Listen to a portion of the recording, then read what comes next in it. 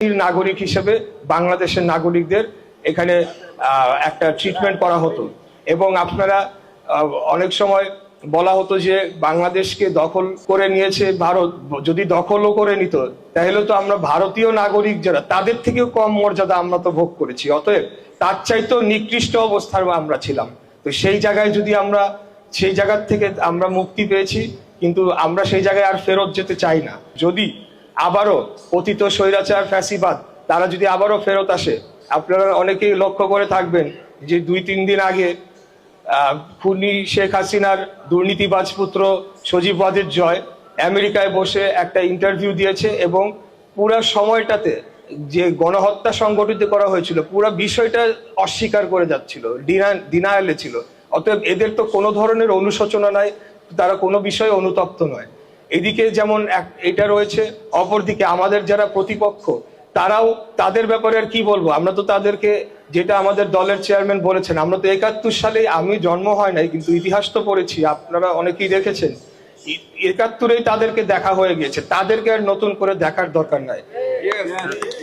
আপনারা যদি তাদের বড় বড় সমাবেশ করছে তাদের দলীয় প্রধানরা, তাদের যদি আপনি বক্তব্যরা শুনেন, একটাই তাদের ইস্যু খালি চাঁদাবাজি।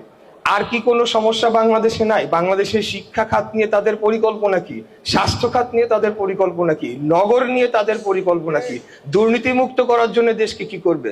আমাদের এই যে পরিবেশ এই পরিমাণ দূষিত হয়ে গিয়েছে, একটু বসবাসের অযোগ্য হয়ে পড়েছে, এই দূষণ নিয়ে ওনারা কি করবে? কোনো পরিকল্পনা তাদের নাই। তাদের খালি একটাই কথা, একটাই স্লোগান, একটাই তারা ওই যে তোতা পাখির মতো বয়ান দিচ্ছে, চাঁদাবাজি। আর হলো আমরা কোনো ভালো কোনো উদ্যোগ নিলে সেটার সমালোচনা ছাড়া তাদের নিজস্ব কোনো প্ল্যান নাই।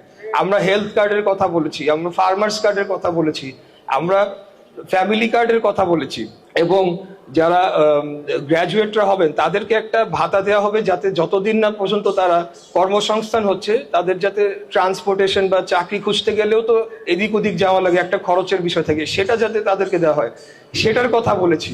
কিন্তু তাদের এগুলা নিয়ে কোনো ধরনের পরিকল্পনা নাই, কোনো ধরনের স্টাডি নাই, কোনো ধরনের রিসার্চ নাই, কোনো ধরনের ডেটা স্ট্যাটিস্টিক্স কিছুই নাই।